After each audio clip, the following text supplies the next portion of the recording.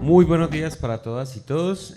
Bueno, para mí realmente es un placer poder estar aquí con este personaje que de alguna forma tiene sus orígenes acá en la ciudad de Cali, pero que ya hace algún tiempo, maestro, que como unos 30, 40 años emigró para Bogotá.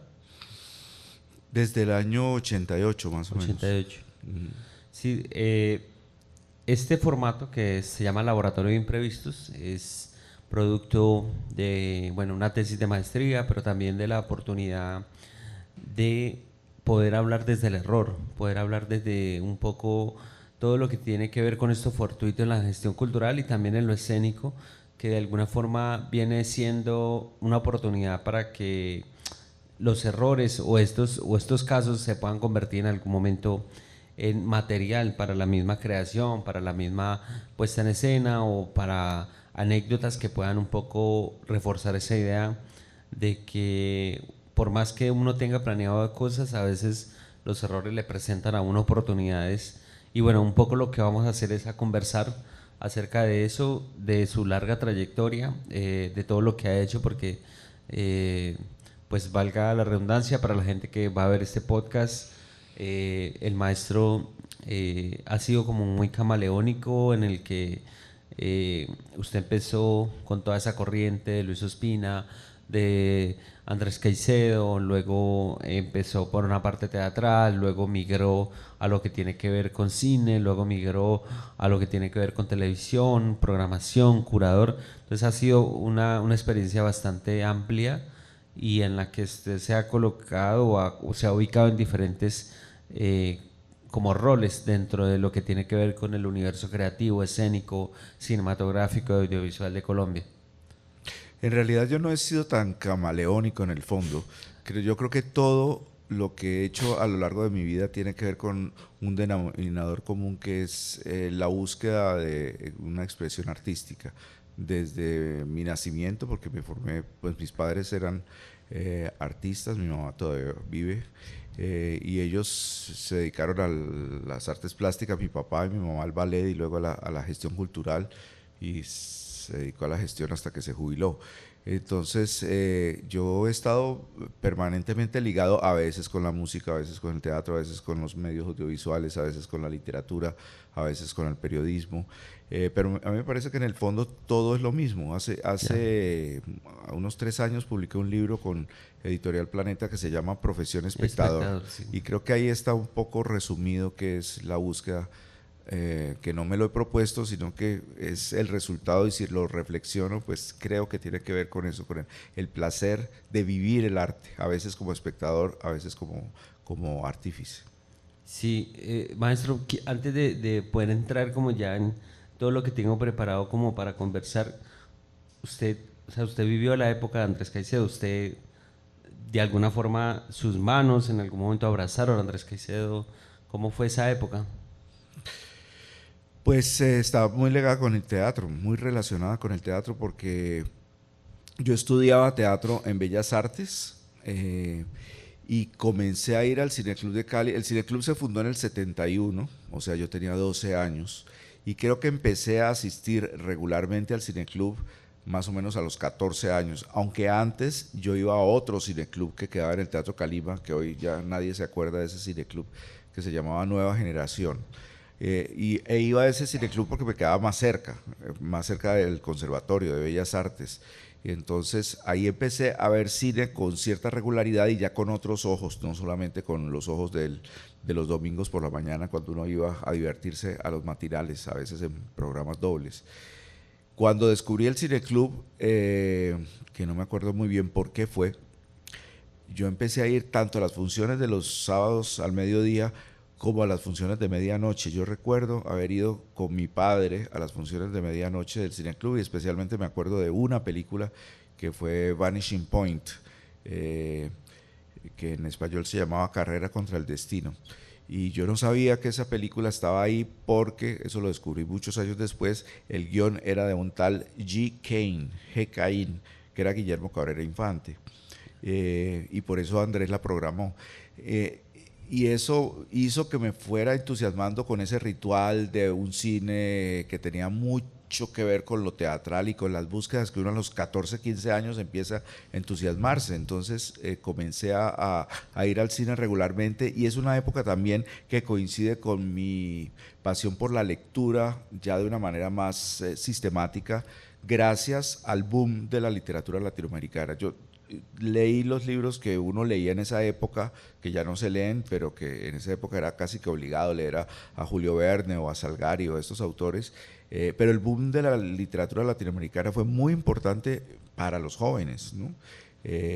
Creo que Cortázar y Vargas Llosa y Carlos Fuentes, Onetti, bueno, en fin, los devoré. Entonces yo devoraba la literatura y comencé a devorar el cine también de una manera relacionada con el universo del arte, ¿no? Y descubrí, pues gracias al Cineclub de Andrés, a Bergman y a los clásicos del cine italiano, del cine norteamericano, la serie B, los géneros, etcétera. Entonces, pues fue una época muy estimulante culturalmente, y mi relación con Andrés, que creo que era para donde apuntaba tu pregunta, era una relación más de asistente al cineclub. Él estaba siempre en la puerta repartiendo un material con una cosa que se llamaba los esténciles, que eso yo creo que tampoco existe ya, que era como el programa de mano, como mimeografiaban los programas de mano, que eran escritos casi siempre por Andrés, donde se informaba sobre la película o sobre los ciclos que se presentaban. Y ahí fue cuando yo lo conocí. Tengo muchas historias pequeñas, pero que son para mí personalmente significativas de lo que representó la figura de Andrés, tanto para el cineclub como para la literatura, porque Andrés era una persona que se dedicaba no solamente al cineclub, no solamente le interesaba el cine, sino que había hecho teatro y escribía cuentos y novelas y crítica en los periódicos. Entonces había una serie de coincidencias entre él y yo sin que yo me diera cuenta. Yo me empecé a reparar en ello muchos años después.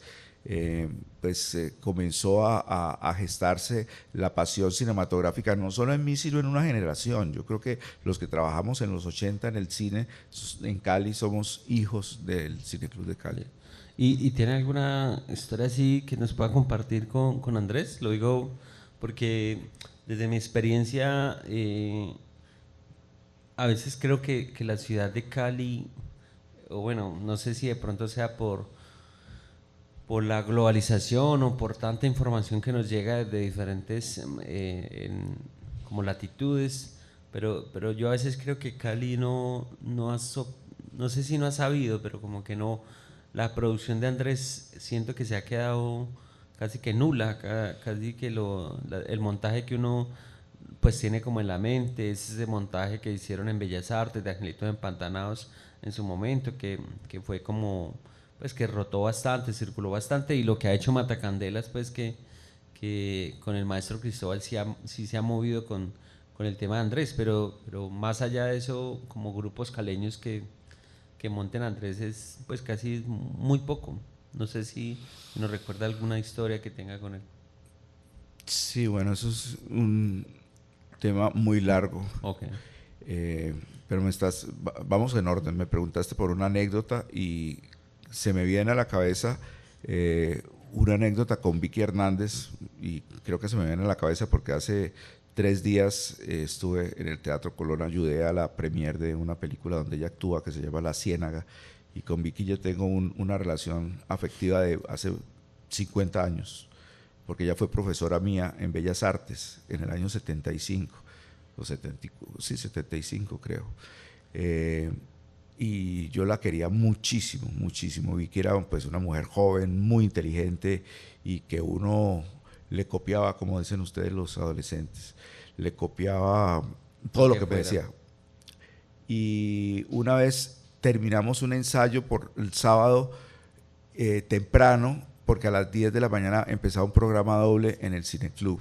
Un programa doble de Pasolini, daban el Evangelio según San Mateo y Edipo Rey, creo que era en una Semana Santa, y salimos con Vicky rápido al Teatro San Fernando. Estábamos de Bellas Artes al San Fernando, pues nos fuimos en bus, creo, y llegamos, y el Cineclub era una institución, ¿no? Era un parche, ¿no? Un parche donde iba todo el mundo y se llenaba siempre, y esa vez estaba especialmente lleno y había una pelotera en la puerta y no se podía entrar, y de repente le digo a Vicky, no vamos a poder entrar, y ella me dice, vamos a poder entrar, y entonces de pronto gritó, Andrés, y Andrés estaba por allá, y Andrés le abrió la puerta y entramos, y yo nunca entendí por qué Vicky tenía tanta influencia con Con Andrés. Andrés. Y con el tiempo empecé a asociar que Andrés había estado en el TEC Ah, y Vicky había coqueteado también con en el el TEC. TEC, pero la relación de Vicky con los grupos siempre fue muy difícil y, y, se, y se distanció. Como Andrés también se distanció del TEC, no creo que haya durado más de un año largo, pero en el TEC nació el Cineclub de Cali. Y creo que esa época coincidió para que ellos tuvieran una primera relación. Yo creo que esa relación también se acrecentó por otro tipo de motivos que no vienen al caso, pero el hecho de que Vicky hiciera abrir una puerta lateral y ver a Andrés con el pelo largo abriéndonos un camino para alcanzar a ver las películas de Pasolini siempre a mí me causó mucho impacto. Bueno, hay más, pero casi todas las anécdotas que tengo con Andrés son anécdotas en la entrada del Cineclub y en el restaurante Los Turcos, en el viejo restaurante Los Turcos que ya no existe, Que ya no existe. donde Andrés tenía una cartelera y el restaurante estaba adornado con afiches de películas que todas eran del archivo del Cineclub, pero había una cartelera con lo que iba a presentar los A sábados. presentar. Sí, maestro, ¿usted cree que Andrés debería montarse más, pues aquí en Cali o en Colombia, montarse más cosas acerca de él? Bueno, mira, yo comencé a hacer la compilación de la obra inédita de Caicedo más o menos en el 82. Y lo hice porque simplemente nadie más lo había hecho. Es decir, Andrés se suicidó en el 77 y eso coincidió con que Luis Ospina y Carlos Mayor lo hicieron después, o estaban haciendo, no, lo hicieron después, Agarrando Pueblo, que se estrenó en el 78. Y también coincidió con que Luis y Mayolo abrieron sus destinos y cada uno empezó a preparar su primer largometraje. Y el primer largometraje de toda esa camada fue Pura Sangre, de Luis. En esa época yo me hice ya amigo personal de Luis Caicedo, de Luis Ospina, y le pedí que me dejara trabajar en Pura Sangre porque yo quería vivir la historia de un largometraje. Bueno, resumiendo, yo trabajé en Pura Sangre y después Luis se fue a editar la película a Bogotá. Yo me quedé acá, ya habían pasado 5 largos años y yo sabía que Andrés había dejado una cantidad de escritos, había salido Que Viva la Música, que fue una cachetada generacional para mucha gente y para mí fue por muchas razones. Entonces, finalmente, gracias a un amigo que se llama Hernando Guerrero, que fue el creador de Ciudad Solar, él me puso en contacto con la familia. En esa época vivían sus padres, los dos, y vivían en Ciudad Jardín. Y entonces yo me ofrecí para organizar el material porque yo quería pues ayudar en algo, ¿no? Sí. Y creo que eso fue más o menos un año en que yo estuve yendo todas las tardes a Ciudad Jardín a mirar ese tesoro, porque realmente para mí fue un descubrimiento como si fuera el cofre de unos piratas de la Isla del Tesoro. Entonces ver todo esto, organizarlo y dejarlo más o menos hasta cierto punto. Y cuando Luis, después de que estrenó Pura Sangre en el Festival de Cartagena, regresó a Cali un poco aturdido por todo lo que había pasado con esa película, yo le dije, mira, de aquí en adelante creo que necesito de una persona que realmente haya estado en contacto estrecho con Andrés. Entonces nos propusimos sacar un primer libro, y ese primer libro se llamó Destinitos Fatales, porque en esa época Andrés se pensaba que era un fenómeno local. Primero se pensaba que eso era una cosa solo que le iba a gustar a los que iban al restaurante Los Turcos. Después que era para los de la burguesía de Cali. Después que era solo de caleños. Después nos fuimos dando cuenta que Andrés empezó a crearse un culto en distintas ciudades y me empezaron a invitar a dictar conferencias en Bogotá, en Pasto, en Medellín. Bueno, y eso fue creciendo y entonces decidimos sacar Destinitos Fatales en una colección que publicó Oveja Negra, que quería sacar en principio Que Viva la Música, y dijo, bueno, aprovechemos y saquemos algo nuevo. Y sacamos ese libro, y ese libro fue como un primer bueno, un segundo. Yo diría que el primer paso fue que Viva la Música, por supuesto, que los publicó Colcultura, y el segundo paso fue sacar Destinitos Fatales. Y ese libro fue muy importante. Ese libro salió, creo que en el 84. Y en el 86, Luis sacó su primer largometraje sobre Andrés Caicedo, que se llamó Andrés Caicedo, unos pocos buenos amigos. Y ahí comenzó a crecer el mito de Andrés. Entonces, Andrés se fue mezclando, porque, por ejemplo, en Bogotá, Andrés se lo conocía como escritor, pero nadie conocía su labor dentro del cine, salvo los cinéfilos de bogotanos. Muy poca gente sabía de lo que Andrés había hecho, y mucho menos a nivel del teatro. Cuando tú me preguntas que si hay que montar Andrés, te hago toda esta introducción, porque el tiempo ha pasado y una cosa ha llevado a la otra y ha sido una consecución de azares. Finalmente, con Editorial Planeta, con Luis Ospina y la familia de Andrés, conseguimos publicar la obra completa de Andrés, que ese era un sueño que teníamos con Luis desde comienzos de los 80, pero que no, las editoriales no habían querido. Pues no, desconfiaban de que eso fuera un proyecto editorial interesante. Ahora sí, Andrés está traducido a 6 idiomas y sus libros se siguen vendiendo. Entonces se decidió sacar una colección robusta de 10 tomos, y uno de esos tomos, bueno, Luis se murió en la mitad del proyecto y entonces yo he seguido haciéndolo solo, bueno, con la colaboración de otra gente, por supuesto, pero hay un volumen que se llama Teatro. Entonces, cuando tú me preguntas que si Andrés se debería montar más, yo pienso, depende, porque Andrés se lo conoció dentro del mundo del teatro más por las adaptaciones de sus relatos, como los que citaste ahora, como Los Angelitos Empantanados, que hizo del Teatro Matacandelas. Hay otros más, pero me parece que ese es el más representativo. Por un lado, y sus obras de teatro, que son proyectos casi adolescentes, porque él dejó de hacer teatro en el año 72, cuando montó El Mar, y Andrés tenía 23 años. Entonces, eso es una cosa casi desconocida. Entonces, sacar un libro con las obras de teatro que Andrés empezó a escribir casi que desde los 15 años, pues es muy importante, pero esas obras no se han montado. El Mar yo la monté en el año 95, creo, y fue una obra que funcionó muchísimo. Hicimos más de 200 funciones, bueno, especialmente en Bogotá, pero viajamos incluso aquí en Cali, nos presentamos en el Teatro Isaacs, que nos tumbaron, me acuerdo. Pero esa es otra historia. Otra historia. Pero el teatro de Andrés tiene una potencia muy particular, y la literatura de Andrés es muy teatralizable, peligrosamente adaptable en términos de la imagen audiovisual, porque es muy construida desde la palabra.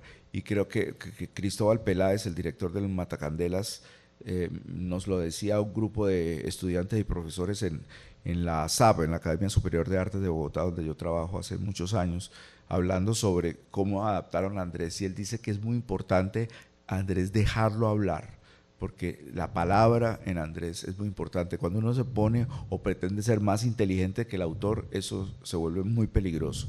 Y creo que uno de los grandes triunfos, por ejemplo, de Angelitos Empantanados, a pesar de que era un grupo de Medellín y que culturalmente pues no eran tan cercanos a Andrés en un principio, consiguieron darle una voz y respetar la voz del autor con largos monólogos, con largos momentos de la palabra, porque el Matacandelas es un grupo muy de la palabra. Entonces hicieron muy buenas migas estéticas con el universo de Andrés. Sí, es que esa obra creo que lleva pues, mucho tiempo en repertorio, y yo he visto que pues cambian actores y van entrando, pero ha estado mucho tiempo en repertorio, y siempre que veo cuando he tenido la oportunidad de ir a Medellín, pues verla y poder mirar que se mantiene vigente. Y bueno, Matacandelas también, bueno, aquí nos están cambiando los colores para que podamos entrar Para en otros tonos. ¿Cómo? Para iluminarnos. Para iluminarnos. Sí, como que siente uno ahí que hay, bueno, Matacandelas ha hecho un ejercicio de público bastante interesante, tanto que uno siempre ve esa sala llena, o siempre han creado una comunidad a partir de eso, y pues pues Angelitos Empantanados de Andrés, siempre uno ve que ahí está rotando. Vámonos ahora, maestro, para la Candelaria. Usted con el maestro Santiago García, pues también hizo un trabajo bastante conectado con todo lo que se desarrolla en Bogotá. ¿Qué imprevisto recuerda, sea logístico, sea administrativo, sea de creación, en su relación con Santiago García y la Candelaria? En términos teatrales, yo nunca he trabajado con el Teatro La Candelaria, pero he sido amigo de ellos desde que tengo uso de razón. Yo tengo recuerdos de La Candelaria incluso antes de que se llamara La Candelaria, cuando se llamaba la Casa de la Cultura, cuando venían aquí especialmente a los festivales de arte, que yo era un niño, pero pues mis papás trabajaban en Bellas Artes y estaban en contacto con lo que había y me llevaban a todo. Y tengo recuerdos de esos montajes con mucho desconcierto en el buen sentido del término. Después, mira que aquí va a aparecer Vicky Hernández otra vez. Cuando era profesor Vicky era profesora de nuestro grupo de teatro en Bellas Artes, llegó la Candelaria a Cali en el año 75, es decir, hace 50 años. Y presentaron una temporada de sus primeras creaciones colectivas y estrenaron Guadalupe años 50. El estreno de Guadalupe años 50 fue una cachetada para todo el mundo también. Fue otra cachetada. Porque uno no podía creer que hubiese, pues en esa época el teatro estaba muy politizado y había una serie de urgencias políticas que se volvían más importantes que el arte. Y esto a uno le tocaba soportar una cantidad de montajes que eran muy malos técnicamente, artísticamente y decepcionantes. Pero Guadalupe años 50 reunía una cantidad de condiciones. Era un teatro de una gran calidad, sin grandes actores, sino con una puesta en escena muy potente, con una música estupenda, y era como una especie de Bertolt Brecht a la criolla, de un Bertolt Brecht con canciones llaneras. Entonces, para nuestro grupo de teatro, Vicky había trabajado con Santiago García en la Casa de la Cultura en su adolescencia. Ella renunció a Bellas Artes y se fue a Bogotá y dijo, yo tengo que volver a trabajar con él. Y peleó hasta que volvió a entrar y estuvo en todo el proceso de la creación de 10 días que estremecieron al mundo, que fue el montaje siguiente que hicieron después de Guadalupe, y trabajó en Guadalupe también. Allá estuvo no sé cuánto, un par de años y se retiró. Pero ese montaje fue una especie de golpe artístico para mucha gente. Era una manera de entusiasmarse con el teatro, y desde esa época empecé a hacerme amigo de ellos. Prácticamente todos los de esa generación han muerto. Solamente está, bueno, Patricia Ariza y Policarpo, Hernando Forero, que siguen siendo muy buenos amigos míos. Los que están ahora en la Candelaria son de otra generación. Pero desde esa época he tenido una relación de amistad y de colegaje, porque yo me he dedicado mucho a la docencia cultural en Bogotá y comparto con varios de los que fueron actores de la Candelaria. Trabajamos juntos como docentes.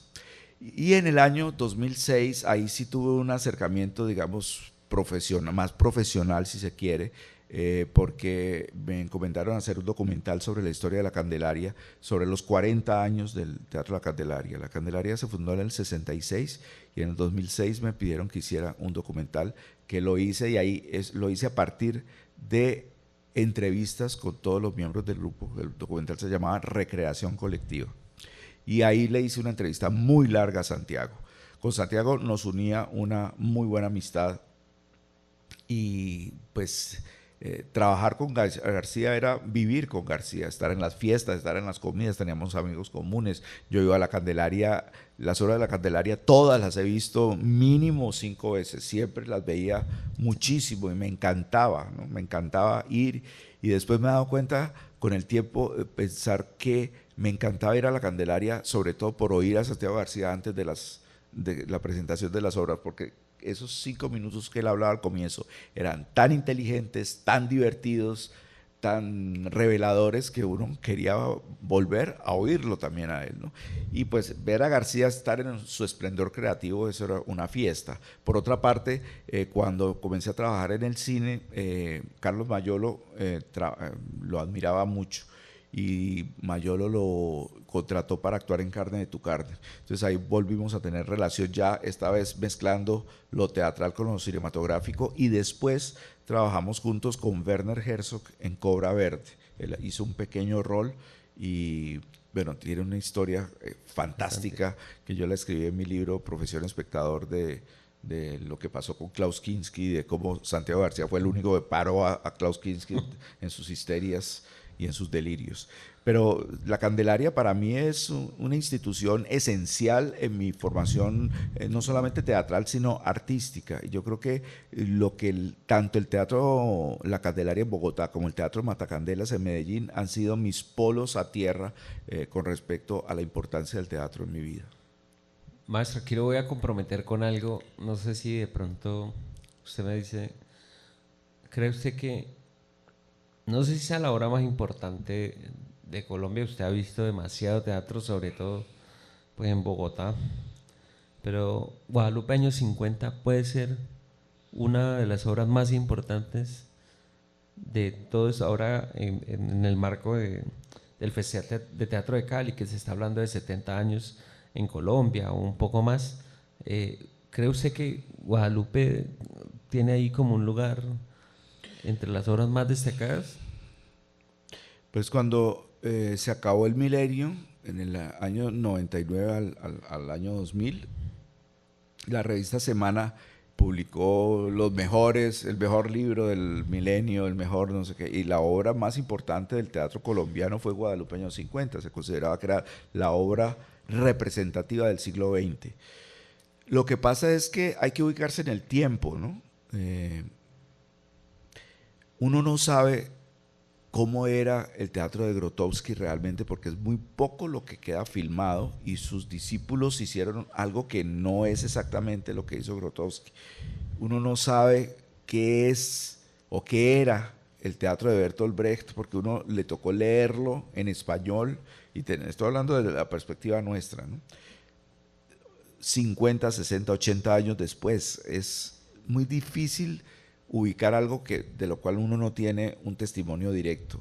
Y el recuerdo que yo tengo de Guadalupe años 50 es un recuerdo demoledor, pero yo veo los remontajes que se han hecho de Guadalupe y he ido con gente de nuevas generaciones a ver estas obras, y esta obra la miran con extrañeza, es decir, dicen, pero realmente esto es lo más importante que se ha hecho en el teatro en Colombia. Hay que saberlo mirar y hay que saber entender qué fue lo que representó en un momento, y en eso sí soy muy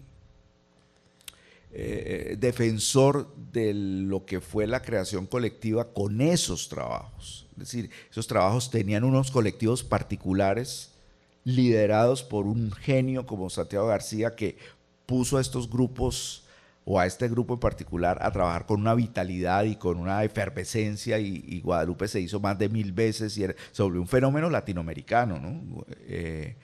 Yo recuerdo que el Odín Teatro de Eugenio Barba en Dinamarca, cuando cumplió 40 años, creo, invitó a 5 representantes de las 5 teatralidades más importantes del mundo. Invitó a una hindú, invitó a Grotowski, invitó a un actor japonés, no recuerdo quién más de Europa, y a Santiago García. Es decir, Santiago García era el representante de una actitud latinoamericana con respecto al teatro que no se podía comparar. Entonces, en ese momento, yo creo que lo que representó Guadalupe en el año 75, y yo diría que hasta el año 85, por ahí, creo recordar que estuve en la última función de Guadalupe, de una obra que vi de verdad cerca de 50 veces. Estuve en la última función y fue en los años 80. Esto era, wow, era como era una ceremonia, ¿no? Después no es lo mismo, ¿no? Es como cuando se hacen tributos de los Beatles o tributos de Led Zeppelin. No es ver a los Beatles ni es ver a Led Zeppelin. Era ese grupo en ese momento, con unas características específicas, con unos personajes creados por ellos, las mismas improvisaciones. Era un montaje muy visceral, ¿no? Que es muy difícil de explicar. Ver a Santiago García actuando, cantando canciones llaneras, esto era una cosa electrizante. Entonces no es lo mismo, no es lo mismo ver estas obras, y me parece que son creaciones únicas, ¿no? Como los grandes momentos del arte, que son casi que irrepetibles. Sí, yo quería como, para la gente que va a ver el video podcast, esta obra es, además que desde mi percepción, yo creo que se juntaban con varias cosas, como una necesidad de dar un mensaje, es como lo que, pues, quiero conectar con algo, con la obra que vi ayer, la suya, la de La Pola Ardiente, eh, pero ahora vamos a profundizar un poquito más en esa obra, pero cuando la actriz está narrando sobre todo lo que pasó en el estallido social, uno entiende que ahí hay una necesidad de además de evidentemente representar, de estar ahí en pro lo escénico, aportando como a lo que se está moviendo globalmente, que fue lo que se puede decir el estallido social. Siente uno que ahí hay un deseo por decir un mensaje más allá del mensaje que puede ser cuando uno hace una obra de teatro X. Hay algo muy personal y siento que esta obra Guadalupeño 50 tenía cargado muchas pasiones que internamente la sociedad colombiana necesitaba, o al menos que los actores necesitaban como decirla, por todo lo que estaba pasando en ese momento en nuestro país. No sé si de pronto estoy errado, maestro, usted me corrige ahí, pero esa es mi percepción. Lo digo es porque yo la vi en un nivel, o sea, cuando uno iba a los iberoamericanos, que se hacía el Festival de Teatro Alternativo y se conectaba, ahí yo pude ver a Guadalupeño 50 y esa fue mi percepción en su momento cuando la logré ver. No sé si de pronto estoy errado con esto que usted me dice de la época, porque había una necesidad más allá de representar, era como decir eso que uno pensaba. Sí, desgraciadamente yo creo que eso es un peligro, Ya. porque uno cree que por la urgencia de decir cosas, decir lo que uno cree política y moralmente correcto, sustituye la falta de rigor o la falta de impacto artístico. Yo no creo que lo más importante en el arte sea decir cosas. Y creo que eso fue una equivocación que hubo a lo largo de la década del 70 y eso alejó muchísimo al público del teatro, porque no importaba cómo se hacían las cosas, lo importante era decirlas. Primero que yo no creo que con el teatro se cambien las cosas. Yo no creo que el teatro tenga ese vigor y ese impacto y esa eficacia política como para cambiar la sociedad. Ninguna parte se ha cambiado, ningún país ha cambiado porque una obra de teatro provoque rebeliones y provoque impactos.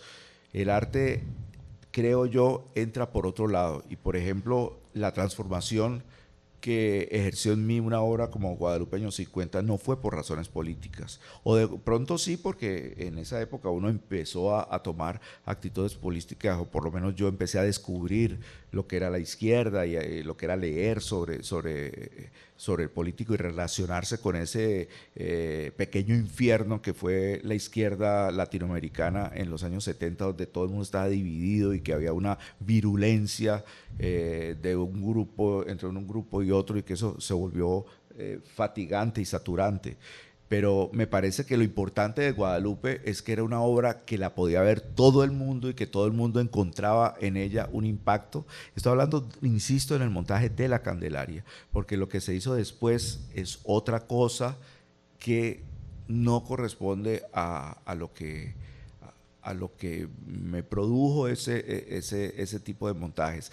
Por ejemplo, ahora que citas Pola Ardiente, la obra que presentamos en el Festival de Teatro de Cali, es una obra que nació de una urgencia política, pero justamente yo lo que le dije a la actriz, porque eso nació de ella, realmente el personaje, el maquillaje, lo que ella hacía, como una especie de happenings en las manifestaciones, yo le dije, tratemos de hacer algo que no se quede en el grito, que no se quede en esta cosa de la manifestación y luego desaparece, sino que esto sea un punto de partida para elaborar una obra de mayor complejidad y que perviva en el tiempo.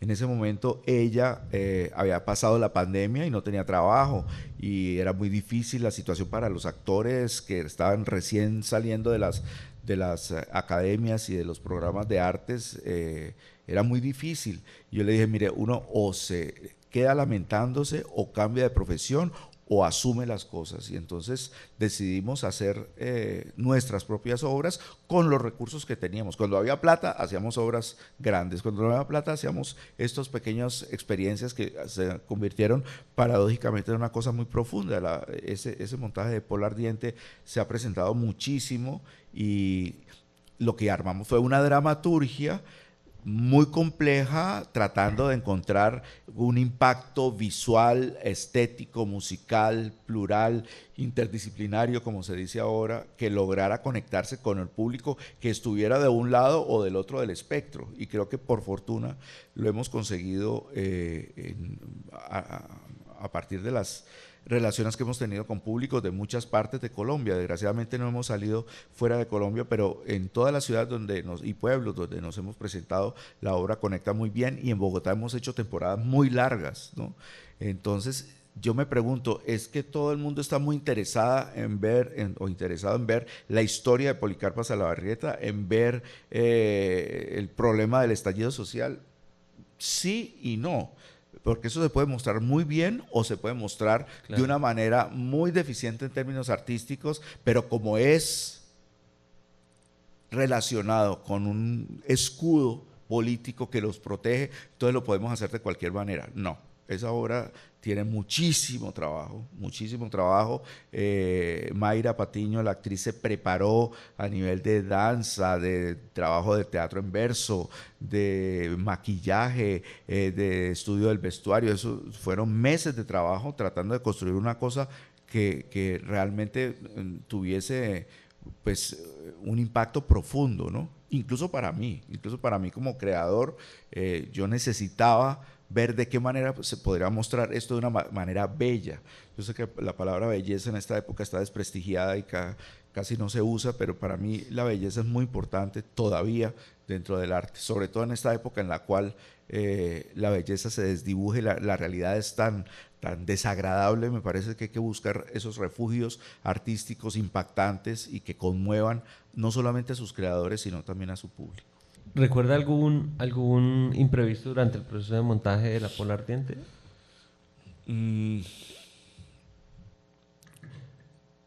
Yo creo que yo estoy en una época en mi vida en la cual ya no estoy buscando, sino encontrando. Creo que Buscando, encontrando. he Chévere. tenido ya muchas experiencias, he hecho muchos montajes y ya yo sé más o menos para dónde voy y ya no tengo tiempo de equivocarme.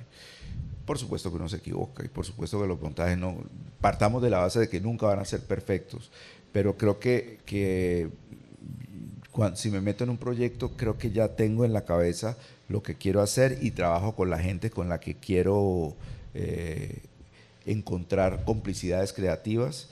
Y en el caso de Polo Ardiente, pues con esa actriz ya había trabajado en 4 obras antes, de los cuales ya habíamos hecho otro monólogo que también había funcionado muy bien. Entonces, cuando yo la vi yendo a las manifestaciones con ese vestuario y con esa idea Ahí. del billete, yo le dije, no, hay que hacer una obra sobre esto. Ya, aquí ya hay a mí me encantaba ver las manifestaciones. Un disparador ahí como... Claro, yo soy cobarde, yo no voy a las manifestaciones, yo miro desde lejos, pero me encantaba verla, ella así, tropelera, joven y bella, inteligente, y con sus compañeros haciendo todo esta representación. Entonces, con Santiago Lugo, que es realizador audiovisual, estudió dirección en la SAP.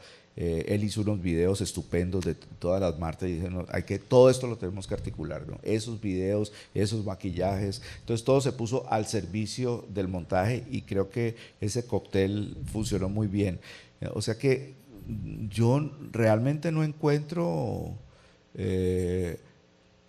un obstáculo. Creo que el principal obstáculo o el principal desafío sobre el cual yo vengo trabajando desde que empecé a montarme en el escenario o desde el momento en que empecé a tener responsabilidades con el teatro, más allá de montar una obra, es con el público. No que tenga una relación crítica con el público, sino con que el público llegue a las salas. Eso es una batalla que tenemos todos los que hacemos teatro, y que nos toca hacer todo, y que nos toca hacer la producción, la dirección, la actuación, el maquillaje, la promoción no sé dónde, las redes sociales, etcétera. Y hacer temporadas largas, por ejemplo, en Casa E. Borrero, el teatro de Alejandra Borrero, ahí yo he vivido un nuevo tipo de experiencia, porque a Alejandra yo la conozco desde adolescente aquí en Cali, trabajamos juntos, el primer montaje que ella hizo en teatro en su vida fue conmigo. Después ella empezó a hacer televisión con Mayolo en Bogotá y seguíamos viéndonos, pero cuando Mayolo se murió y ella compró la casa que queda en el Parkway en La Soledad, donde se fundó lo que en esa época se llamaba Casa Ensamble, ella me llamó y me dijo que quería inaugurar esa casa con una obra de teatro escrita por Mayolo, porque Mayolo, por una extraña razón, terminó su vida escribiendo poesía, sus memorias y teatro. Una persona que no le gustaba el teatro, que no iba a teatro, pero escribió como 5 obras, y coincidencialmente él le mandaba las obras a Alejandra y me las mandaba a mí, a ver si alguno se animaba a montarla, y nunca nos animamos, sino después de muerto a Alejandra le entró la culpa y me dijo: yo quiero inaugurar el teatro con una obra de Mayolo y quiero que vos la dirijas. Yo le dije que sí, y haciendo la historia corta, terminamos haciendo la obra con Alejandra como protagonista, porque la obra originalmente era un hombre, y yo le dije: hazlo como un hombre, pero que vos seas la actriz. Entonces montamos la obra, y yo dije: voy en coche, es decir, ya una actriz que es una estrella de la televisión, que inaugura su casa, Mayolo. y la primera semana no llegaba nadie, es decir, había que la compañera de Alejandra, que era la gerente de la casa, casi que le regalaba las boletas a la gente en el Carulla de la esquina para que entraran a la sala, porque le daba pena con Alejandra, que se preparaba durante 3 horas de maquillaje, etcétera, para hacer una obra donde no llegaba, en una sala de 60 personas. Entonces dije: a ver, esto hay que coger el toro por los cuernos, no es tan sencillo. Y poco a poco hubo que volver a empezar, así fuera la estrella de la televisión. Esto no se gana fácilmente. Fármaco ya, yo no sé cuántas funciones hemos hecho, casi 400. Aquí a Cali Avenida, ¿no? Sí, sí, aquí yo la pude ver en el Jorge Isaacs. En el Isaacs, sí, creo que es la única función que hemos hecho en Cali. Y esto pues también fue un proceso de ir ganando el público, y en esta salita pequeña pasó un poco con el fenómeno de Caicedo, de que uno pensaba que esto solamente la obra le iban a entender los amigos de Mayolo, y después que es solamente los caleños, y después para la salita esta que ahora se llama Sala Mayolo, entre otras cosas, una de las salas de Casa de Borrero.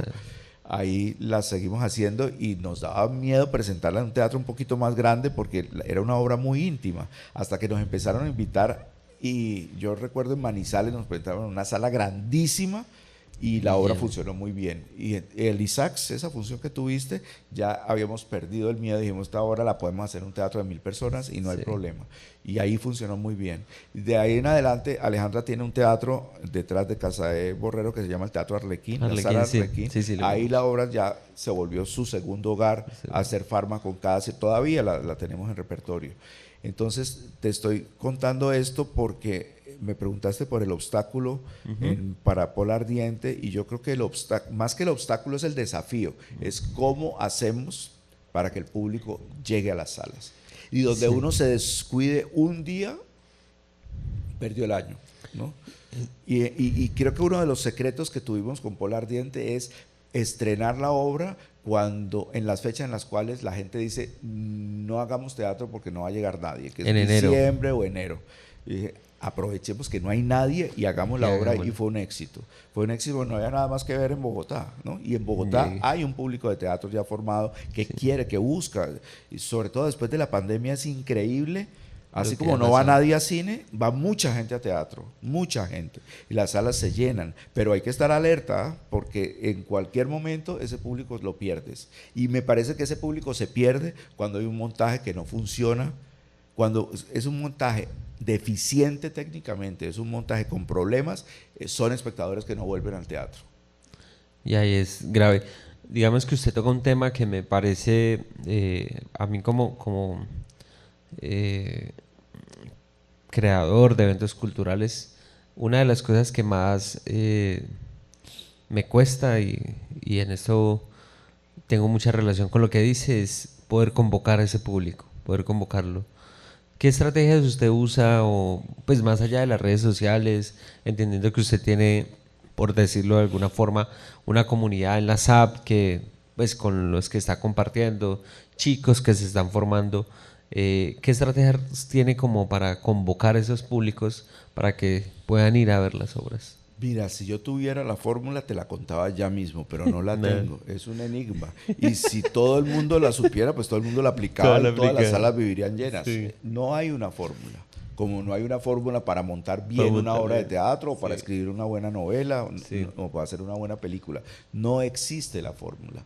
Hay que hacerla de la mejor manera posible Sí. y tratar de llegar pues con las formas de seducción más eficaces que uno encuentre, pero no es tan sencillo. Y no creas que, por ejemplo, los que estudian teatro van a teatro, ¿no? Eso Ah, es una no. batalla que yo tengo siempre con los estudiantes. Si ustedes no van al teatro por lo menos 3 veces a la semana, no van a aprender a hacer teatro. Y es muy difícil porque la gente se entusiasma con hacerlo y se la pasan encerrados, ensayando y aprendiendo textos y haciendo cosas, que está muy bien, pero también hay que salir a ver lo que otros hacen. Entonces, ese no es un público que se garantice, ¿no? Maestro, mire. Mire, Mire lo que nos regala los el imprevistos. demonio. vea. La podemos disfrutar un momento. Claro, Paint is Black. Usted tiene Entonces, el esquema es sorprenderlo a uno de un momento a otro. Es- Ah, muy bien. usted tiene un especial gusto por esa banda, ¿no? ¿Perdón? En un podcast que grabó con Alejandro Marín, habla usted de su gusto por esta banda, ¿no? Sí.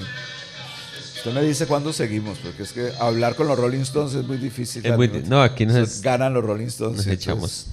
No podemos seguir hablando.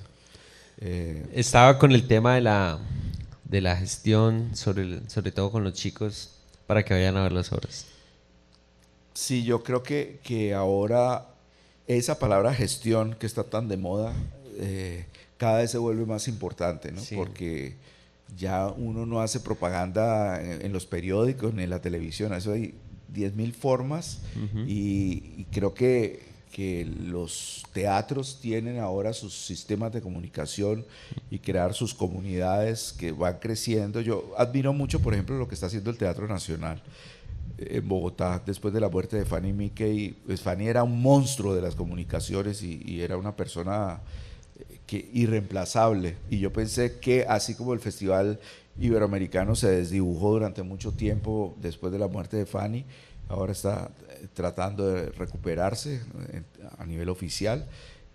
Yo pensé que el Teatro Nacional, que eran sobre todo 3 salas grandes de Bogotá, iban a perder su fuerza, y por fortuna ha conseguido Han logrado salir. consolidar un público y consolidar el hecho de que tengan temporadas muy largas, de hacer temporadas de 6 meses con una obra, que eso pues no sucede con mucha frecuencia, y de no solamente tener 3 salas grandes, de eso que llaman, a mi modo de ver, de manera equivocada, teatro comercial.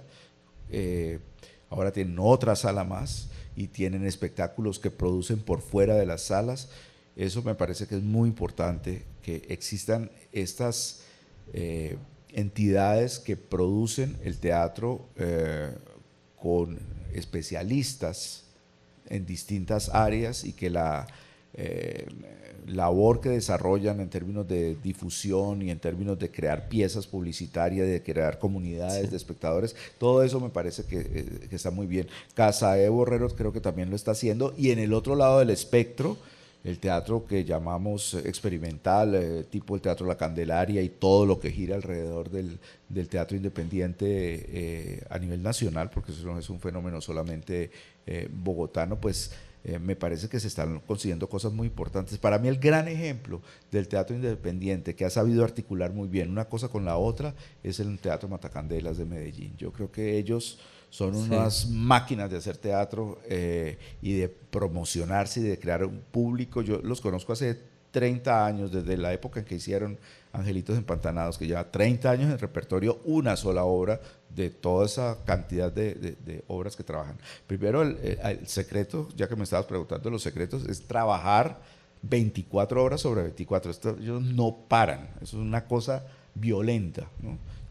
Llego a esa casa y ya estoy cansado, porque todo el mundo está en actividad frenética, ¿no? Sí, Y eso me parece que es un elemento muy importante, y ellos viven del teatro, tienen su salario, tienen todo ahí en esa casa y viven en función de esa casa o de los viajes que realicen. Y eso me parece que es una de los secretos, es dedicarse de lleno al oficio, pero de lleno no solamente ensayar y hacer expresión corporal, sino al universo, a todo lo que representa hacer teatro, ¿no? Sí, es sobre todo importante, hombre, que el tema de la difusión, el tema de la promoción es bastante, además, sobre todo que estamos en una época en la que, por ejemplo, formatos como este, están las series, están las plataformas, hay demasiadas ofertas, por decirlo de alguna forma, para cautivar ese público y es complicado. Yo ayer, ¿ayer? Sí, ayer. No, el viernes que estuve hablando con Álvaro Pacheco del Circo Cosca, le compartía una anécdota de Marcelo Bielsa, el entrenador de fútbol, en donde le preguntan a él qué era lo imprescindible en el fútbol. Y le hacían como la pregunta para ver si él pensaba como que si eran los futbolistas o los técnicos. Y él sorprende al entrevistado diciéndole, lo más imprescindible en el fútbol son los hinchas, porque a pesar de que pierdas, a pesar de que a veces los trates mal o a veces puedas como conectar con ellos siempre están ahí. Y mi reflexión sobre ese comentario es, a veces hay que crear hinchas, o estaría bueno pensar en hinchas del teatro, gente que esté ahí a muerte, gente que esté ahí con la que te puedas relacionar para que este mensaje que uno hace cuando monta una obra o monta algún espectáculo pueda recibirlo y que pueda de alguna forma interactuar con él. Pero para que haya buenos hinchas tiene que haber buenos equipos. Uno no puede vivir solamente de la camiseta. De la camiseta. Yo creo que con el teatro pasa, guardadas proporciones, lo mismo. Hay que hacer muy buenas obras de teatro para que haya un público y para que el público asista. Ahora, todos los que hacemos teatro creemos que hacemos buenas obras de teatro. Nadie se propone, bueno, vamos a hacer una obra bien mala. Nadie lo dice, ¿no? Sí. Uno hace lo mejor que puede. Y uno cree que ha conseguido una obra maestra y resulta que el público no llega, ¿no? Entonces ahí hay algo que no está funcionando del todo bien. Mira, yo me he movido de manera promiscua en distintos medios, desde el teatro más independiente, como el que yo hago, que ni siquiera me gusta llamarme grupo, sino que son unos montajes que yo hago con un grupo de personas, pasando por el Teatro La Candelaria o el Matacandelas, o en otras instituciones académicas, por ejemplo, donde se hace un teatro que también hay que convocar al público y saberlo convocar y saber llevarlo, hasta trabajar con el Teatro Nacional o con Alejandra Borrero, y ahora que he tenido el gusto de que me nombren asesor artístico del Teatro Colón y del Centro Nacional de las Artes. En todos esos espacios, a un nivel mayor o menor, de todas maneras hay que hacer lo mismo. Hay que estar creando estrategias para que los espectáculos no se queden solamente en los montajes, sino también que esos montajes tengan una vida. Incluso uno puede darle vida a los espectáculos desde antes de que los espectáculos se conciban, como sucede en Europa o en Estados Unidos, de que se promocionan las obras sin que se monten. Eso se está logrando hacer lentamente en Colombia, con algunos casos excepcionales. Está el Teatro Mayor Julio Mario Santo Domingo en Bogotá, que ya es una institución que se puede dar el lujo de tener su programación en enero y que uno puede escoger lo que va a haber en el año. Eso antes nunca se había visto en Colombia y no es tan fácil de lograr. Y por ejemplo en el CNA estamos a punto de conseguirlo, pero todavía no se puede por razones que no vienen al caso. Pero poco a poco yo creo que el espectro del mundo de la escena, que no es solo el mundo del teatro, pues ha ido creciendo, se ha ido complejificando y me parece que estos pasos de crear festivales y de que haya redes teatrales que poco a poco se están consolidando en todo el país, eso es un desafío que no es un desafío de esta época, ni de esta generación, ni de este gobierno, sino que tiene que ser una cosa a largo plazo. Y se puede, porque cuando yo era niño había muy poquitos grupos de teatro en Cali y ahora yo veo que hay cantidades de grupos, hay un festival y hay actividades permanentemente. En Bogotá es una cosa descomunal, Medellín lo mismo. Entonces, esto va creciendo, ¿no? Incluso a mí me da un poco de vértigo ver cómo año tras año, semestre tras semestre, uno saca y saca gente, de las escuelas de teatro y no solamente de las SAP, ojalá fuera solo de las SAP, pero están las universidades y las escuelas y todo, y uno dice, bueno, ¿y toda esta gente para dónde va? ¿No? Y ¿no? Todo el mundo finalmente termina ubicándose, pero tiene que haber una profunda convicción y finalmente terminan triunfando los que se meten hasta el fondo de la piscina y que se comprometen con que esto es su vida y que la vida, si uno se la dedica al arte, la vida del arte es una sola cosa. Si eso no está así, yo veo que es muy difícil que se logre consolidar proyectos artísticos de envergadura. Vámonos ahora, maestro, para su momento que ha sido bastante largo en la SAP, ¿sí? Coméntenos un poco cómo ha sido esta experiencia. Y yo tengo aquí como una pregunta que de pronto en las entrevistas que vi ya no la pude como revisar. ¿Usted cree que las generaciones, o sea, usted ha sacado muchas generaciones de la SAP? Digo sacado pues porque ha estado allí, no solo usted. Pero las generaciones han ido cambiando.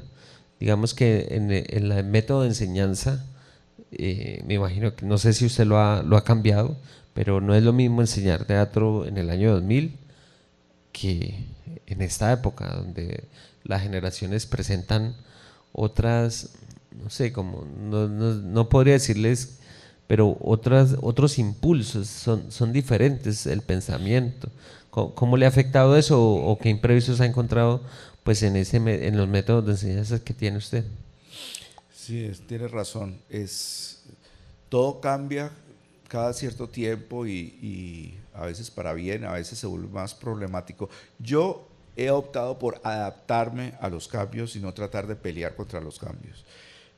Cuando yo empecé a dictar clases en la SAP, acaba de llegar de Europa, eso fue en el año 93 y acaba de ser organizado el programa de artes escénicas. Mejor dicho, se estaba consolidando lo que en esa época se llamaba la Academia Superior de Artes de Bogotá, que ahora es una facultad de artes de la distrital. Pero esto dependía de una entidad del gobierno distrital y tenía como cierta autonomía de vuelo en términos académicos, que eso era bueno, pero y también era malo al mismo tiempo.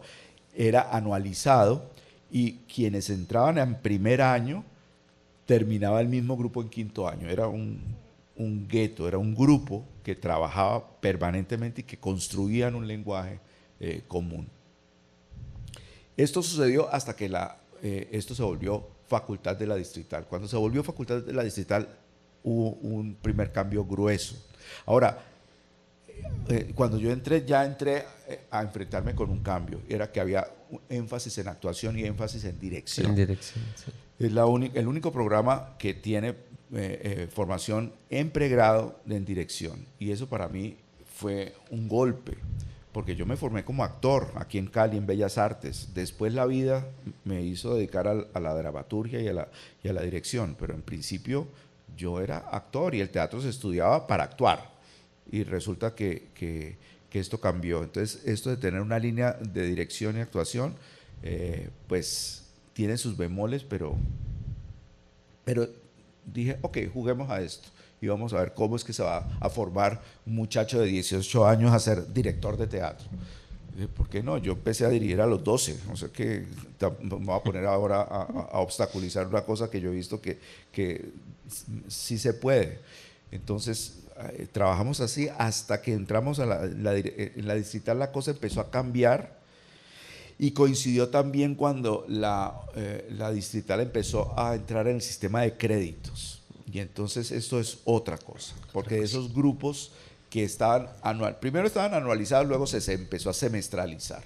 Ahí ya había un primer problema. Y un segundo problema era que ya todo el mundo hacía sus rutas pedagógicas. Entonces yo me inscribía en esta materia, en esta materia, y nadie era amigo de nadie. Es decir, en cada curso, ahora todavía está así. Entonces eso es un problema en términos creativos, pero también es una forma de educarse para la vida, porque en la vida, así nos cueste trabajo reconocerlo, los grupos ya no existen. Es decir, la idea del grupo de teatro como se concebía en los 70 es muy difícil que esos grandes guetos creativos se mantengan. Nosotros nos reunimos un grupo de amigos para hacer un montaje y de pronto hacemos un segundo montaje, pero después cada uno coge para otro lado y hace otros proyectos, y así está concebido el mundo, y uno trabaja. Los últimos montajes que yo he hecho son con gente que yo no conocía. Nos reunimos y hay que sacar el montaje en mes y medio o 2 meses, son cosas muy rápidas, no los montajes de 2 años que hacía el teatro La Candelaria y Santiago García, que todavía se toman todo el tiempo que necesiten para hacer una obra. El grueso del mundo teatral pues no se hace así ahora. Entonces pues la vida va cambiando, uno tiene que irse adaptando a esos cambios, y a mí esos cambios me parecen estimulantes, y hay imprevistos existenciales gruesos como la pandemia, por ejemplo. Sí. Nadie estaba preparado para la pandemia, ¿no? Y coincidió, para mi desgracia, en un principio, y después me di cuenta que fue un regalo del destino. Sí, usted en una entrevista lo habla de que, bueno, que para usted la pandemia fue un momento bastante especial porque encontró cómo a partir de la virtualidad y todos estos medios audiovisuales, cómo catapultar algo allí que creativamente pues le sonaba a usted. Bueno, yo creo que el gran reto de mi vida hasta el momento, no sé qué vaya a pasar en esta entrevista, de pronto se vuelve el gran reto de mi vida, uno nunca lo sabe, pero el gran reto de mi vida fue la pandemia, porque me acababan de nombrar coordinador del programa de artes escénicas y yo iba a hacer mi programa con los paros, las cosas cotidianas que suceden en las universidades públicas, cuando de pronto, ¡pum!, nos enclaustraron. Y mis queridos amigos teatreros, que siempre son contestatarios, dijeron, bueno, paramos hasta que no se acabe esta vaina. Les dije, en un impulso de romanticismo, les dije, aquí no para nadie. El día que paremos, esto se acaba, porque es demostrar socialmente que somos prescindibles. Si nosotros paramos un mes, eso ni a la universidad, a nadie le importa. Pues claro que somos prescindibles, pero tenemos que volvernos imprescindibles. Aquí no, ni uno solo. Todos tenemos que dictar clases, así sea los 340 estudiantes en su casa y los 45 profesores en su casa, todos con el mismo horario, tenemos que trabajar, y no se la pasan todo el día haciendo huevonadas con un celular. Bueno, pues hagamos obras de arte con los medios digitales y con los nuevos medios de comunicación, que sea una posibilidad y un reto creativo. Y fue una experiencia pues para todo el mundo, eso no me lo inventé yo, todo el mundo tuvo que hacerlo, me imagino que ustedes también, hacer esto y de tratar de inventarnos esas obras pésimas que hacíamos en las redes.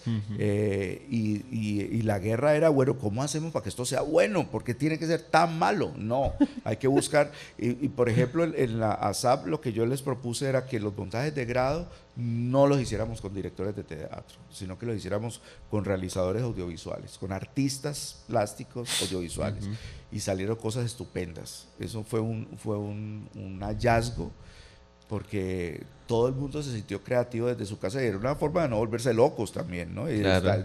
yo creo que uno nunca trabajó más que en esa época, y estar comandando ese barco fue duro, y porque había que estar desde antes de que amaneciera hasta la última hora de la noche remando para que la cosa se mantuviera, y se mantuvo. Por supuesto, apenas terminó y nos salimos a la calle, yo hice mi año sabático, y ahí fue cuando escribí el libro sobre Sequizano, que eso es otra película. Sobre ese momento de la pandemia, hay una obra que es suya, o bueno, en la que se llama Dracovite. coméntenos un poco acerca de, bueno, cómo surge. Además, el título es bastante interesante, bastante publicitariamente como interesante, sobre todo porque une dos universos en el que puedan estar relacionados. Sí, hay varios universos ahí. Desgraciadamente esa obra tuvo corta vida y solo hicimos 2 temporadas en Bogotá y ya. Eh, en estos días supe de la muerte de un amigo mío de aquí de Cali que se llamaba Alberto Prieto, Ah, el eh, maestro de con Bellas quien Artes. tuvimos una muy buena amistad en mi adolescencia cuando yo estudiaba en Bellas Artes y él era estudiante de artes plásticas. Y en una época escribimos un guión que se llamaba Drácali. Y entonces era un Drácula caleño. Sí. Escribimos el guión y armamos el equipo de producción y la película nunca. Y lo íbamos a hacer con Margarita de Francisco y yo. Margarita Opa. tenía 15 años, creo. Yo tenía 18, 19, no me acuerdo. Hay por ahí unas fotos del casting. Y el nombre de Drácali, me acordé durante la pandemia, dije, deberíamos hacer una obra. Todo siempre empieza con un chiste, ¿no? Deberíamos hacer una obra que llamara Dracovid, ¿no? Que era un Drácula en la época del COVID. Entonces, yo había trabajado con Mario Escobar, que es un excelente clown y mimo de trabajo físico en Bogotá. Yo había montado una obra con él que todavía tenemos en repertorio que se llama El Malo de la Película. Y yo nunca había trabajado clown y él nunca había trabajado obras con texto. Entonces decidimos unir esfuerzos. Entonces yo escribí una obra de 40 páginas. Este pobre hombre sufrió aprendiendo de esas 40 páginas y yo sufrí dirigiéndolo a él con sus gags y sus cosas. Y finalmente la obra está desde el 2009, está en repertorio y la seguimos haciendo. Y funciona muy, muy bien. Y entonces, después de la pandemia, dijimos, hagamos algo. Y, y le dije, hagámosla con Mayra Patiño, con la que yo ya había hecho un par de cosas. Y entonces decidimos hacer una obra de vampiros en clown que se llamara Dracovid. Escribí el texto y la montamos en 3 meses, una cosa así. Y fue como una especie de comedia catártica, un exorcismo jocoso, de hacer un espectáculo de clown que a Mayra le interesaba explorar la técnica y también queríamos respirar, ¿no? Y de hacer una Claro. cosa divertida en medio de esa tragedia tan espantosa que fue todo ese periodo.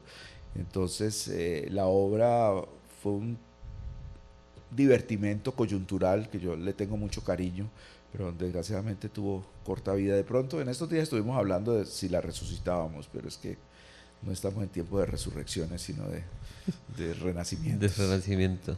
Maestro, usted también ha sido curador de festivales, ¿cierto? Pues la palabra curador ahora es muy elegante, ¿no? Digamos que asesor, ¿no? Asesor, asesor. La palabra asesor ahora que tengo ese cargo en el Colón y en el CNA me está gustando, ¿no? Porque es como una especie de... Como que sugiere. Sí, es que está ahí. Eso creía yo, ¿no? Que era Ay, solo sugerir, pero resulta que la cosa es mucho más complicada de lo que pensaba, pero está bien. Pero yo he trabajado con festivales, con el Festival Iberoamericano de Teatro, trabajé en varias oportunidades cuando Fanny estaba viva. Eh, Trabajaba, pero no digamos en el grueso del festival, sino como en cosas específicas, ¿no? A veces coordinando los eventos especiales o realizando el documental sobre el festival como co-realizador en la época en que se grababa todo. Ya ahora los grupos mandan sus materiales sí. pregrabados, pero antes grabábamos las obras que llegaban al festival. En eso trabajé. Con el Festival de Cine de Cali, por ejemplo, colaboré con Luis, pero más por razones de amistad que porque estuviera en la nómina del festival, ni mucho menos. Nunca trabajaba como con un cargo y un sueldo, eso no, sino como asesorías de amistad. Pero no sé por qué me lo preguntas con respecto a los festivales. No, no, no, porque pues como usted ha estado tan cerca de Fanny, tan con el Teatro Nacional, y habla sobre todo lo relacionado con que las obras tienen que ser muy buenas, quería después de esa respuesta poder conectar. eh, Esto va a sonar como un poco subjetivo, pero para usted, ¿qué debe tener una obra que usted diga que es una obra buena? Creo que Aquí la cuál es. sorpresa de la pregunta es la raíz de la respuesta, Ya, es que te sorprenda. te Yo, sorprendo. de verdad que a mí de las cosas que más me gusta es ser espectador. Y creo que cuando dirijo es una manera de ser Espectacular. el primer espectador, ¿no? Como decía Grotowski, que un director es un espectador atento. A mí me encanta ir a ver de todo. Yo voy a conciertos de música clásica, a exposiciones, al cine, leo. Todos los días tengo que ver algo, ¿no? Eh, y creo que lo que más me gusta es que me sorprendan las cosas, en el buen sentido del término, ¿no? Que me conmuevan, que me sacudan, que me impacten, que me interroguen, que me desconcierten. Yo creo que esos todos son valores que tengo muy en cuenta. Eh, y me interesa mucho que uno sienta el rigor de un espectáculo, así no se ponga en evidencia, ¿no? Cuando uno ve una orquesta sinfónica, uno no está pensando en las horas y horas que un violinista ensaya para poder estar luego ahí, sino que uno va a disfrutar de un concierto o una sinfonía o lo que sea. Pero para que eso exista ha habido un rigor previo que uno, por ejemplo, en el teatro a veces adolece. Y me parece que uno no puede perder eso. El teatro tiene que notarse que es hecho por virtuosos, así como uno va a una orquesta de salsa y son virtuosos. Virtuoso. Y cuando uno va a ver unos bailarines, uno ve que hay una técnica y que hay una cosa que unos llaman la atención y otros no. Y uno dice, bueno, pero ¿por qué este sí le va bien y a este otro no? ¿No? Claro. Yo creo que eso tiene que ver con el sacrificio y con la entrega. Es un viaje a lo desconocido, además es entregarse de cuerpo y alma a algo con el riesgo de fracasar. Pero si no se corre ese riesgo, yo creo que no se llega adelante, ¿no? Y en ese sentido, eh, ¿qué grupos, sobre todo en Bogotá, que es donde usted habita, usted cree que tienen ese rigor o que de alguna forma siempre están sorprendiendo?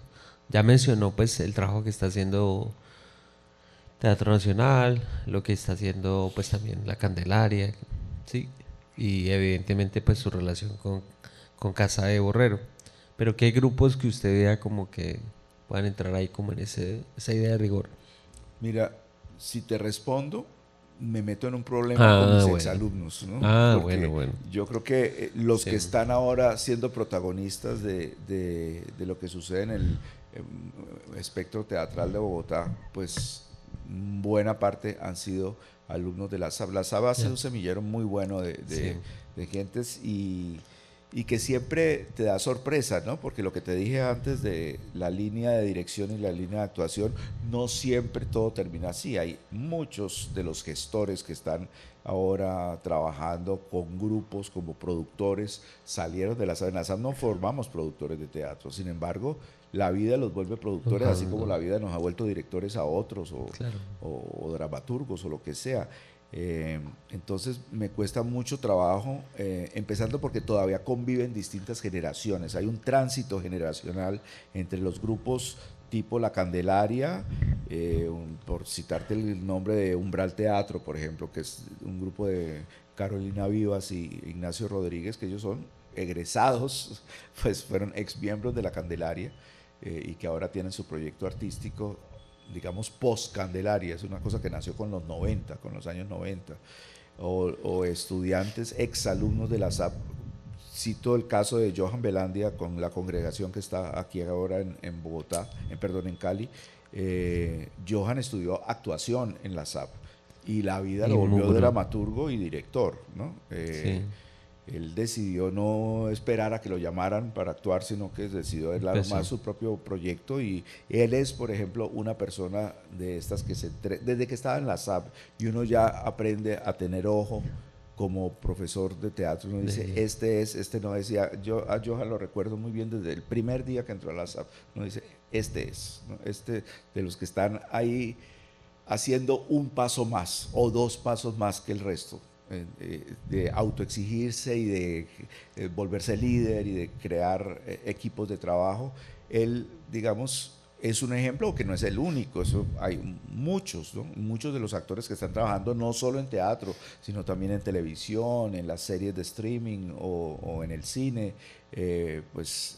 los tengo muy cercanos. Entonces, ponerme a dar ejemplos, ya, yo sé que el hecho de citar solo a Johan me va a costar serias consecuencias. Espero que esto no tenga una distribución universal, o por lo menos en Usted Bogotá no lo monta vean, YouTube, pero yo tengo muchísimos estudiantes, exalumnos y exalumnas que realizan trabajos estupendos, que creo que están marcando ese territorio de tránsito que es tan difícil de definir, ¿no? Hace unos años estuvo en Bogotá Eugenio Barba, el director del Odin Teatro, bueno, de lo que era el Odin Teatro, porque ya se terminó, y él me preguntaba que cuál consideraba yo que era la tendencia del teatro colombiano, que en los 70 era la creación colectiva, y que cómo veía yo, cuál era la tendencia del teatro colombiano, y yo le dije que para mí la tendencia del teatro colombiano es que no hay ninguna tendencia, es decir, es que eso es una tendencia plural, es muy difícil decir esto va por aquí o por allá, sino que justamente la pluralidad es una característica. De repente, porque se están reacomodando las placas tectónicas del movimiento teatral en una ciudad como Bogotá, y que por lo que veo en Cali es lo mismo, y por lo que veo en Medellín es lo mismo, pero también eso me parece bueno, ¿no? Y yo creo que uno no dice cuál es la tendencia del teatro en París, o cuál es la tendencia del teatro en Nueva York. No hay una tendencia, ¿no? Las grandes ciudades pues tienen múltiples posibilidades. Muchas cosas. ¿Sí? Ahora hay unas cosas que se decantan y que definen una época.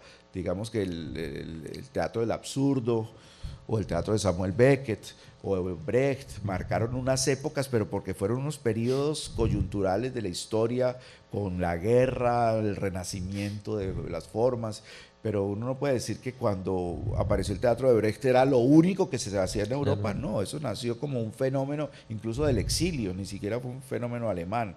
Entonces, no, yo no me atrevo a decir que haya unos protagonistas, sino que todos estamos ahí construyendo poco a poco el renacimiento de las formas artísticas en nuestro medio. Usted ahora decía que mal llamado el teatro comercial, acude usualmente a estas obras que se le llama como teatro comercial, ¿sí? A todas. A todas. Trata de ir a todas. Sí, mira, cuando monté en el Teatro Nacional, yo había montado una obra de Ibsen que se llama El Pato Salvaje, y después monté Sonata, que le fue muy bien al Pato Salvaje, y después monté la Sonata de los Espectros de Strindberg. Y era una obra que no le estaba yendo mal, pero no estaba llenando la sala, y el Teatro Nacional se estaba acostumbrando a que todo llenaba. Y entonces ahí tuve una conversación filosófica con la directora de la Casa del Teatro, y estábamos hablando de que había que ajustar la obra, y yo le dije, mira, la obra es así, no me voy a poner tercamente a defender, pero la obra es así. Entré como en una indignación espiritual profunda, y me fui a ver todos los montajes que el Teatro Nacional estaba produciendo en ese momento, que eran como 10, incluidas Mujeres a la plancha, Hombres a la plancha, la comedia de la 71, la otra comedia súper exitosa de la Castellana, ya no recuerdo cuáles eran los títulos, pero vi todo, y me pareció muy interesante, ¿eh? Me parecía muy interesante ver toda esta pluralidad de formas, y de ver por qué la gente asistía a este tipo de obras que a mí no me entusiasman particularmente. Y llegué a la conclusión de que yo no sabía de teatro.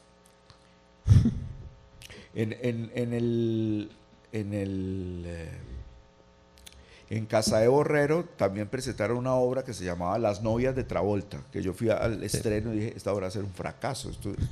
Y es creo que es la obra más taquillera que ha tenido Casa de Borrero, junto con A 250 la Cuba Libre, que tampoco me gustó. Y dije, yo no sé de teatro, es decir, yo no sé qué es lo que le gusta a muchísima gente, pero ¿quién ha dicho que esa muchísima gente que va a ver estas obras está equivocada? Claro. Y que yo, que hago unas obras que llevan muy poquito público, soy el que tiene las ideas correctas. Ahí hay algo que no funciona, y esa idea de lo popular hay que reflexionarla a fondo, porque ¿qué quiere decir una obra popular? Una obra que toca temas populares, Es decir, que el pueblo necesita que les digan sobre su problemática y el estallido social y la no sé qué era, o las obras que lleva mucha gente, como me decía la secretaria de Fanny Mickey, que me decía, mire, no se enrede, monte comedias y verá que se le llena el teatro, porque eso es lo que le gusta a la gente. Y es malo que a la gente le guste ver comedias, yo no creo, ¿no? El teatro, incluso el mismo Brecht lo decía, el teatro se hizo para divertirse. Ahora, ¿de qué manera nos divertimos? Claro. Eso es otro paseo, pero eso es una reflexión muy profunda sobre cómo miramos en un país que no ha tenido una tradición de pluralidad de formas teatrales, como Buenos Aires, por ejemplo, que ha tenido una tradición del teatro en calle Corrientes como Broadway o como Sí. los Champs-Élysées en París, donde ha habido teatro de todo tipo. Creo que ahí, por ejemplo, hay una suerte de prejuicio moral que hemos tenido los que hemos coqueteado con las ideas de izquierda de considerar de que hay una cosa que éticamente es válida y otra Claro. que no es válida y que durante muchos años estuvo presente con respecto a la televisión, por ejemplo, de que Sí, sí, los sí. actores de teatro que hacían televisión se prostituían, ¿no? Sí, eso fue una época ahí, ¿no? Sí, ya la prostitución ha ido creciendo y creo que cada vez hay más prostitutas en el buen sentido del término que se meten. No, todo, yo creo que todos tenemos que hacer de todo y está bien, depende de cómo se haga. Acaba de morir Kepa Muchastegui, que era un hombre de teatro de los que odiaba la televisión y luego se volvió un gran dramaturgo, un libretista de televisión muy importante y un gran actor de Sí. televisión, hasta el punto de que a la gente le olvidó que él hizo teatro sobre todo y que terminó convirtiéndose fue en el paradigma de lo que más odiaba, que era la televisión. Sí. Entonces, pues en Inglaterra o en Francia o en Irlanda o en España la gente hace teatro, cine, televisión, streaming, radio, comerciales, todo Lo que sea. y lo puede hacer, ¿no? Pero nosotros mismos nos hemos encerrado, hemos sido creados talanqueras. Por ejemplo, la gente del cine no le gusta trabajar con actores de teatro y se inventan unas razones que porque son Porque son sobreactuados. O sea, mi subexagerados. teoría es que no saben dirigir actores de teatro, les da miedo de dirigir actores de teatro. Claro. Y entonces no se corren riesgos creativos. Y es falso de que esa división entre los actores naturales y los actores de profesión es completamente falso, porque los actores naturales, entre comillas, de Víctor Gaviria son actores de formación. Son actores que Víctor los ha formado durante 1 año, 2 años, todos los días trabajando con ellos para hacer esas películas que desgraciadamente ya no ha podido seguir haciendo. Pero esto no es que los pone a improvisar. De improvisado no tienen nada. Sí, nada, no.